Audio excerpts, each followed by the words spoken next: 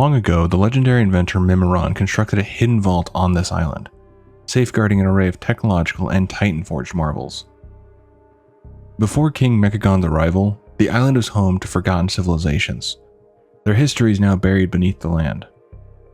Traces of two distinct cultures linger, one linked to the mighty Vrykul and another to the wise and nomadic Tortolans. The discovery of an ancient night elven ring adds yet another layer of mystery to the island's past, while remnants suggest that pirates once patrolled these waters, leaving their own mark on the land. 4 centuries ago, King Mechagon, once ruler of the gnomes of Gnomeregan, led his followers on a grand exodus in search of the legendary land of innovation. He left behind no clues to his destination, and over time, his journey became a mere legend among his people. However, the myths turned out to be reality. King Mechagon discovered this island and laid claim to it, transforming it into a hidden sanctuary for his vision.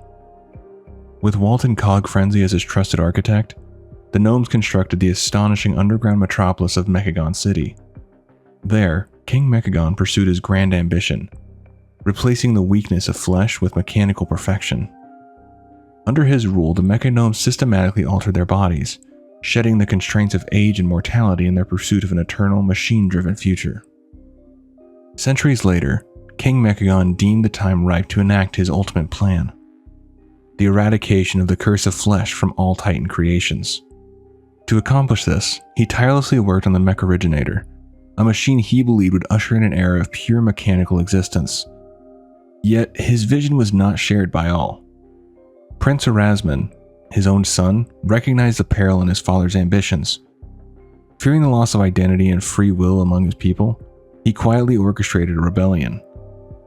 However, his efforts were exposed when Curvo Cogpipe, an aged yet determined gnome adventurer, miraculously stumbled upon the Lost Island and betrayed the prince's plans to King Mechagon. Forced to flee, Prince Erasmus and his loyal followers took refuge in Rustbolt, where they formed the Rustbolt Resistance. With battle lines drawn, a civil war erupted between the Resistance and the Arcforged Loyalists, those who remained devoted to King Mechagon's mechanical utopia. What followed was a desperate struggle, not just for survival, but for the very essence of what it meant to be a Mechagnome. Unaware of the turmoil brewing on Mechagon Island, both the Alliance and Horde became intrigued by whispers of a long-lost vault unearthed in the abandoned junk heap. Eager to claim its secrets, Tinkmaster Overspark led an Alliance expedition to investigate. Upon breaching the vault, they uncovered an ancient message left by King Mechagon himself. However, their triumph quickly turned to horror as they unwittingly triggered a deadly security protocol. A scanning device activated, mercilessly eliminating all non-gnomes in its path. The slaughter only ceased when Gila Crosswires was scanned, halting the mechanism. As the Shaken Alliance forces withdrew, another force arrived, this time led by Gazlo of the Horde. Having caught wind of the vault's discovery, they sought to claim its treasures for themselves.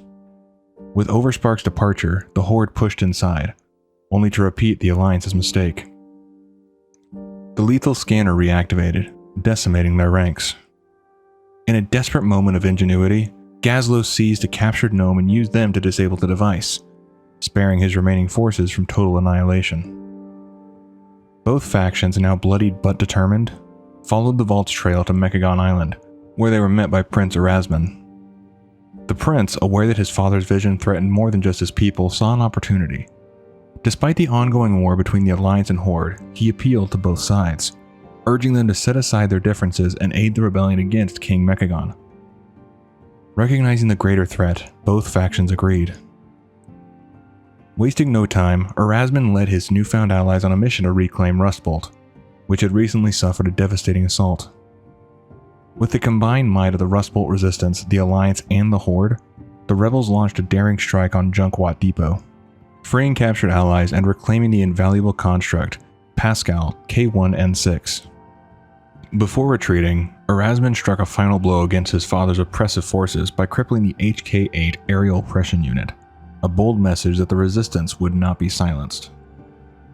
With Rustbolt secured, Erasmus gathered his forces, warning them that their fight was far from over. The final battle loomed on the horizon. Once preparations were complete, the combined armies launched Operation Mechagon, a full-scale assault on the heart of King Mechagon's domain.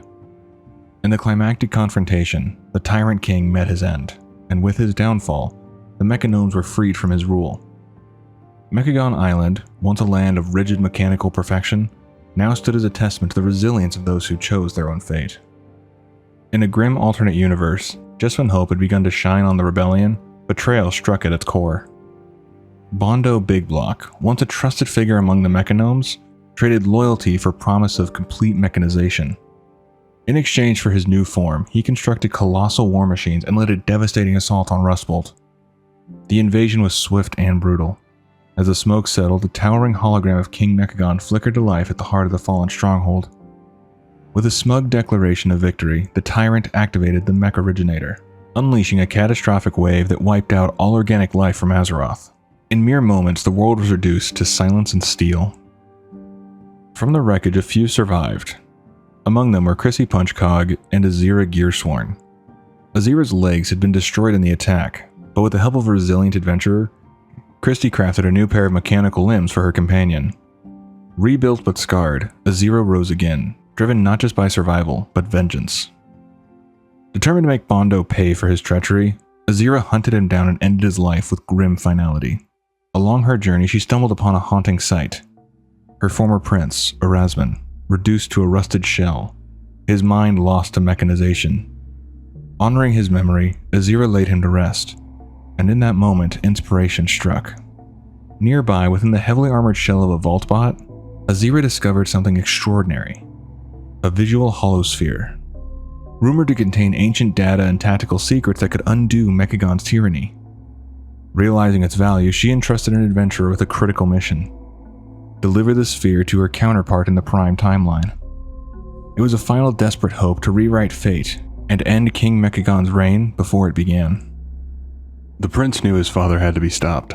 To do so, they would need to infiltrate Mechagon City and put an end to his plans.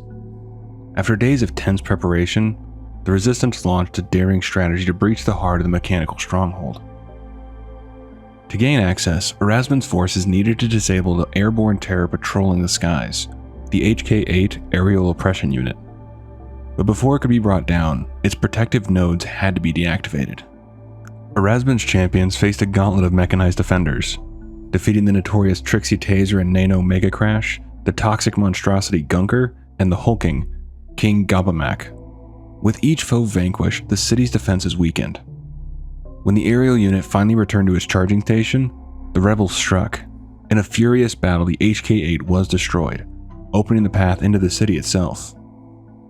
The champions pushed forward, only to be forced into a brutal gladiatorial match in the Robodrome, where they faced a savage tussle tonks and a deadly display of force. Victorious, they pressed deeper into Mechagon's steel heart, descending into the eerie depths of the Underjunk, where they battled the colossal construct KU-J0. Their momentum carried them into a heavily fortified zone controlled by head machinist Sparkflux, the final guardian of the king's inner sanctum. After dismantling Sparkflux's war machines, the way to the throne was clear. At last, in the gleaming chamber known as the High Tinkertory, the rebellion confronted King Mechagon himself, surrounded by the full might of his mechanical creations and armed with the deadly power of the Mech Originator. The king fought with relentless fury, but in the end it was not enough. The champion struck him down, ending his reign and bringing hope to a people on the brink of being turned into soulless machines. With the fall of King Mechagon, the island was freed from his iron grip, and the future of the Mechagnomes was once again theirs to shape. King Gabamak, a lumbering brute with more greed than sense, has claimed a throne of twisted metal and volatile relics. Surrounded by a mountain of scavenged doomsday devices, he hoards deadly technology like a dragon guarding its treasure, blissfully ignorant to the power he sits upon. Each weapon is a mystery beyond his grasp, a ticking catastrophe waiting for the wrong spark, yet he clutches them all with blind obsession, convinced their menace makes him mighty. Born from decades of unchecked pollution and festering neglect, Mechagon's industrial runoff has done the unthinkable. It has come alive. This vile amalgamation of sludge and spite is known as Gunker, a sentient ooze born from the island's most toxic refuse. With the sanitation systems offline and nothing left to contain it, Gunker slithers forth. Two of Bondo Big Block's most notorious enforcers named Trixie and Nano are an explosive duo in more ways than one.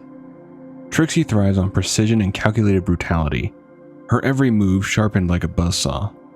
Nano, on the other hand, is a whirlwind of reckless energy, preferring high-speed mayhem over method. Their partnership is a volatile cocktail of tension and rivalry, often teetering on the edge of implosion. Yet despite their differences, they share a love for unrestrained carnage, gleefully unleashing destruction on any fool unfortunate enough to stray into their scrapyard dominion. A relentless predator of the skies, the HK-8 Aerial Oppression Unit patrols Mechagon's scrapyards with cold precision. Its prime directive is simple and merciless: disintegrate any who dare trespass. Cloaked in near impervious armor and armed with an arsenal of devastating weaponry, it soars overhead like a mechanical reaper. To be caught in its shadow is to face certain annihilation, swift, surgical, and absolute.